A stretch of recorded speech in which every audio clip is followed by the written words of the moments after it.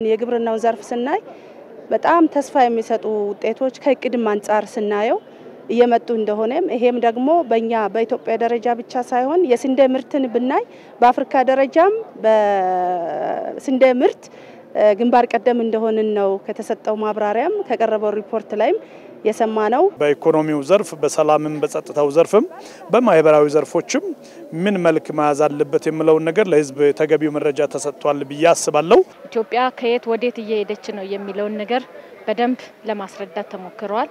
በኢኮኖሚው ዘርፍ በግብርና በኢንዱስትሪ ምን ያህል ለውጥ አለ የሚለው ነገር ለውጦቻችን ደግሞ ከየት ነው የተነሱት አሁንስ ምንድነው መስራት ያለብን ለወደፊትስ ምንድነው ማድረግ ያለብን የሚለው ነገር በቂ ማብራሪያና ምላሽ ተሰጥቷል።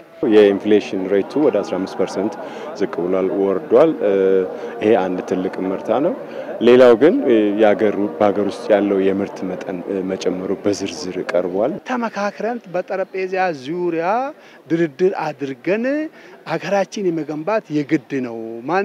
ጦርነት ማንንም አያዋጣም። በህዝብ ዘንድ ያለውን ኮንፊውዥን በተለይ አሁን የብዙ ሰው ጥያቄ የሰላም የደህንነት ጉዳይ ስለሆነ ያንንም በሚመለከት የመንግስትን ቁርጠኝነት ለሰላም ያለውን ቁርጠኝነት ያው በሁሉም ወገን ይሄ መሆን አለበት። መንግስት ግን ምን ጊዜም ለድርድር ለሰላም ክፍት መሆኑን በግልጽ አስቀምጧል። የህዳሴ ግድብ በሚቀጥለው 6 ወር ውስጥ ሪባን እንደሚቆረጥ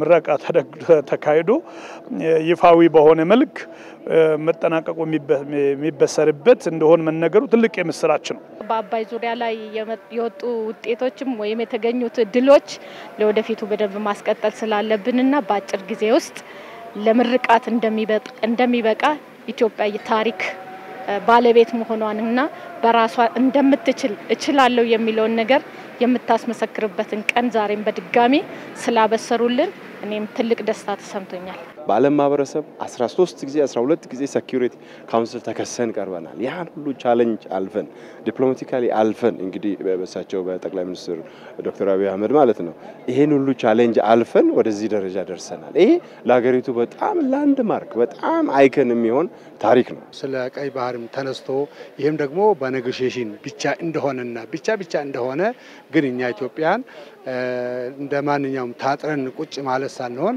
እንደ አንድ ሰው በ120 በላይ የሚበልጥ ሚሊዮን ህዝብ ይዘን እንደዚህ ታገረ እስር ቤት ውስጥ እንደሚቀመሰር መታገር የለብንም። ሰጥቶ በመቀበል መርህ የባህር በር ጉዳይ ግን ዋናው ጉዳይ ነው። የህልውና ጉዳይ ነው።